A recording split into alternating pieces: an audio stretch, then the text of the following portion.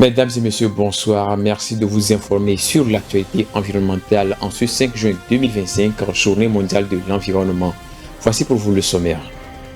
En RDC, un projet novateur est présenté par la ministre de l'Environnement et du Développement durable pour faire de la baie de Ngaliema un site touristique attractif et un pôle agricole en milieu urbain. Les détails dans un instant. Nous reviendrons dans cette édition sur les inondations meurtrières qui ont malheureusement coûté la vie à au moins 150 personnes au Nigeria. Voilà, c'est tout pour le sommaire. Soyez une fois encore les bienvenus.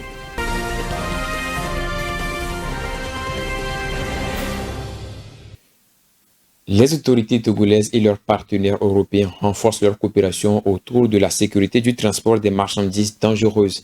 Dans cette dynamique, un colloque de 2 jours s'est déroulé la semaine dernière dans le cadre du projet SAFETIC. La rencontre a abordé des aspects de la prévention, de la détection, de la gestion des risques nucléaires, radiologiques, biologiques et chimiques. On fait le point avec Honoré Kata. Les autorités togolaises et l'Union européenne ont renforcé leur coopération en matière de sécurité liée au transport des marchandises dangereuses à travers un colloque de 2 jours tenu à Lomé les 27 et 28 mai 2025. Organisé dans le cadre du projet SAFETIC et financé par l'Union européenne, cette rencontre a réuni des experts pour discuter de la prévention, de la détection et de la gestion des risques nucléaires, radiologiques, biologiques et chimiques. Le programme marque l'aboutissement d'une initiative stratégique qui fusionne 2 projets régionaux mis en œuvre depuis 2013. Pilotés par le ministère togolais de l'Environnement, les travaux ont permis de dresser un bilan des efforts engagés en matière de sécurisation des chaînes logistiques et de renforcement des capacités industrielles face aux risques. Le Togo s'est résolument engagé à renforcer ses capacités de prévention, de détection et de réponse. Cet engagement vise à concilier développement industriel et impératifs sécuritaires, en particulier dans un contexte régional exposé à des menaces transfrontalières. L'Union européenne a salué l'initiative et réaffirmé son soutien à une croissance économique plus sûre. Le colloque s'est achevé par un exercice de stimulation grandeur nature d'une crise industrielle, mobilisant les parties prenantes pour tester les dispositifs de réponse d'urgence et mettre à l'épreuve les acquis du programme SAFETIC. Dans la suite de cette édition, la Communauté économique des États de l'Afrique de l'Ouest, CEDEAO, a adopté un système météorologique commun pour ses pays membres. Le nouvel outil a pour but de soutenir les efforts d'adaptation et d'atténuation du changement climatique. Les détails sur cet outil avec Irène Papadina.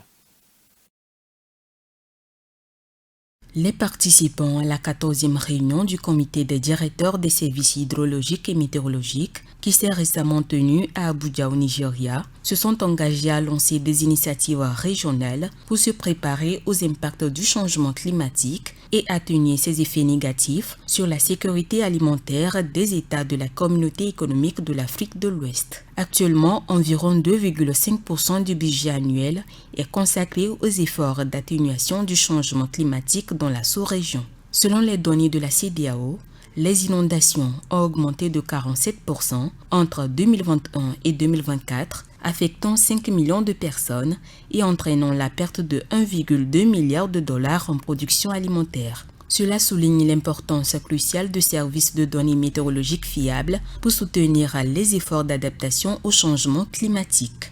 À cette fin, la CEDEAO a adopté un système météorologique commun pour ses États membres. Alors que la prise de conscience des risques climatiques s'accroît en Afrique de l'Ouest, des réglementations et des lignes directrices visent à s'attaquer au problème. Certains pays d'Afrique de l'Ouest ont signé l'accord de Paris qui vise à réduire les gaz à effet de serre, tandis que la CEDEAO a adopté une stratégie commune pour l'année 2030. Elle soutient les initiatives régionales visant à mettre en place des systèmes d'alerte précoce pour les inondations, les sécheresses et d'autres catastrophes liées au climat. En République démocratique du Congo, la ministre de l'Environnement et du Développement durable a présenté un projet novateur visant à faire de la baie de Ngaliema, située sur la rive gauche du fleuve Congo, un site touristique très attractif. Le dit projet permettra aussi de promouvoir des activités agricoles en milieu urbain. L'initiative s'inscrit dans une dynamique de durabilité des écosystèmes fragiles. Retrouvons Irène Papadina. Lors de la 45e réunion ordinaire du Conseil des ministres tenue vendredi dernier à Kinshasa, la ministre d'État, ministre de l'Environnement et du Développement durable, Eve Bazeba, a souligné l'importance de la conservation de la baie de Ngalima. La végétation des espaces en milieu urbain est essentielle pour atténuer les effets du changement climatique, particulièrement la lutte contre les îlots de chaleur urbaine. Ainsi, ce projet permettra également de créer des parcs récréatifs pour les touristes et les habitants. Afin de préserver cet écosystème fragile, le ministère de l'Environnement, en collaboration avec la société UTEX Africa, prévoit une série d'aménagements de ces espaces verts naturels destinés à devenir des lieux de détente et de loisirs pour les Kinois qui souffrent d'un manque d'espace vert. Ce projet représente une opportunité significative pour la ville de Kinshasa, alliant développement économique, préservation de l'environnement et amélioration de la qualité de vie des habitants. Le Conseil des ministres a pris acte de cette note d'information et les travaux préparatoires sont en cours. Le ministère de l'Environnement a annoncé que le lancement officiel des opérations de transformation de la baie de Ngalima est prévu pour ce jeudi 5 juin, une date qui coïncide avec la célébration de la Journée mondiale de l'environnement. Le chaos règne dans la ville de Mokwa, au centre-ouest du Nigeria. Des inondations ont coûté la vie à au moins 150 personnes. Le bilan est encore provisoire et les dégâts matériels sont difficiles à évaluer.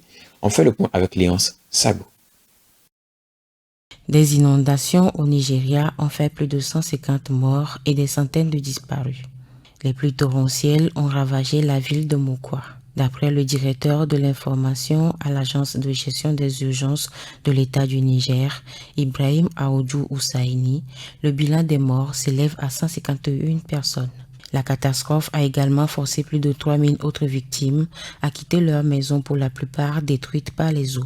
Selon la source, plus de 500 ménages avaient été touchés. La ville de Mokwa, dans l'état du Niger, située dans le centre-ouest du Nigeria, n'avait jamais connu pareil désastre. Le nombre de victimes ne cesse d'augmenter. Nous avons plus de 200 corps et personne ne peut dire à l'heure actuelle combien il y a de morts dans l'état du Niger, car nous sommes toujours à la recherche d'autres corps, a déclaré ce 3 juin le coordinateur humanitaire de l'état du Niger, Ahmad Suleiman. Au lendemain de la journée de lancement de la nouvelle campagne nationale de reboisement au Togo, l'ambassadrice de l'environnement Vision Planète Verte 2025 s'est lancée dans une tournée de reboisement dans 3 établissements scolaires publics dans la localité de Kovié et de Tchévié au sud du Togo. Au total, 1000 jeunes plants ont été mis en terre. Revivons ensemble cette tournée de reboisement avec les images Temika Kachi. C'est ici, au lycée Mission Tové-Kovié, que la tournée de reboisement initiée par l'ambassadrice de l'environnement Vision Planète Verte 2025 a commencé. Plusieurs centaines de plants ont été mis en terre par celle qui porte la couronne de l'écologie au Togo. Elle est accompagnée dans cette tournée par ses promotrices et d'autres jeunes porte-étendards de leur milieu. Enthousiastes, les élèves et leurs encadreurs ont accompagné l'ambassadrice dans l'accomplissement de cet acte simple et porteur d'espoir pour les générations futures. Après le lycée Mission Tové-Kovié, le cap a été mis sur le lycée Tchévié Démé, puis le lycée Tchévié 2. Sur ces sites, le même geste est posé pour semer la flamme verte auprès des jeunes générations. Dans cette journée, nous avons planté 1000 arbres. Nous avons le Ceiba, l'acacia et puis le terminalia. Le projet se nomme Reforest for a Better Future, un projet qui combine sensibilisation et action concrète qui est le reboisement. Et également, dans cette journée, nous sommes là dans le cadre de la campagne nationale de reboisement 2025 pour accompagner la vision du chef d'État qui est de planter 1 milliard d'arbres d'ici l'horizon 2030. Très heureux que leur établissement soit choisi pour cette tournée éco-citoyenne, les responsables des lycées reboisés ce 2 juin 2025 expriment leur satisfaction. Et nous vous remercions tellement pour les plantations, les arbres que le président a dû plusieurs fois encourager, qu'il mettra au moins plus d'1 million d'arbres jusqu'à 2030. Là, cette politique que vous menez, que ce soit une politique à son niveau qu'il a acceptée, que ces plans-là soient plantés dans son établissement. Le comité international ambassadrice de l'environnement, qui coordonne toutes ces activités pour la cause environnementale, consolide ainsi de nouveaux acquis par cette tournée de reboisement. Notre cible, bien sûr, c'est les communautés les plus vulnérables. Aller vers l'action, aller vers la durabilité écologique. Notre première mission, c'est de renforcer l'éducation de la population, tout en se basant sur le leadership de cette jeune fille et suivre de près aussi, accompagner le gouvernement dans la mise en œuvre de sa politique quinquennale et décennale. Les 1000 plans mis en terre au cours de cette tournée sont désormais laissés au bon soin des élèves pour leur entretien. Actuellement, nous avons mis les plans en terre et il reste le suivi. On va faire le suivi pendant un moment avant d'aller discuter avec les femmes en milieu rural qui ont été choisies pour bénéficier de la formation. Et également, nous avons le côté assainissement qui vient accompagner le reboisement. Les clubs environnement sont créés pour faire justement le suivi des plants, puisque lorsqu'on met les plants en terre dans les établissements, il faut également qu'il y ait des élèves pour prendre en soin, puisque nous ne sommes pas ici dans les établissements. Donc les élèves qui sont là chaque jour, c'est à eux de prendre soin des arbres. Donc nous les formons pour pouvoir entretenir les arbres. Un nouveau défi de taille s'impose à ces élèves et aux communautés qui sont prêts à le relever. Avant de refermer cette édition, retenons qu'en Chine, le secteur maritime va bientôt connaître une grande amélioration avec des technologies nucléaires innovantes. En effet, de nouveaux navires dotés de réacteurs nucléaires ont été mis en place pour réduire les émissions polluantes et pour fournir de l'énergie. Le projet a été mis en place grâce à une collaboration internationale, comme nous le confirme Rafitou Bereko.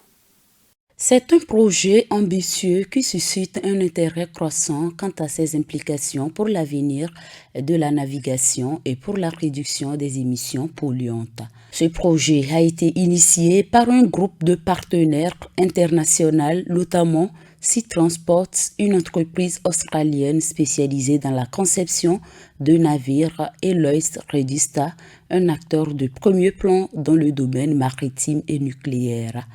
Il consiste à révolutionner le transport maritime grâce à des navires dotés de réacteurs nucléaires micromodulaires.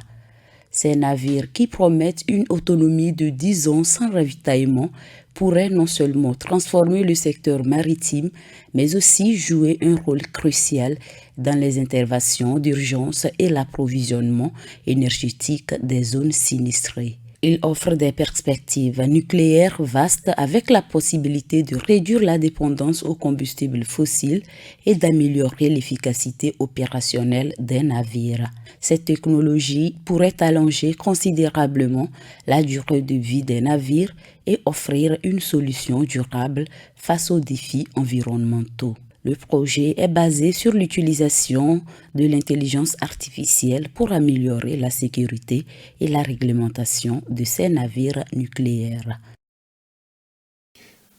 Point final à cette édition du 5 juin 2025 qui marque la Journée mondiale de l'environnement et le 4e anniversaire de votre chaîne environnementale Green TV International. Merci de votre fidélité. Excellente suite de nos programmes. Green TV International, we revive environments.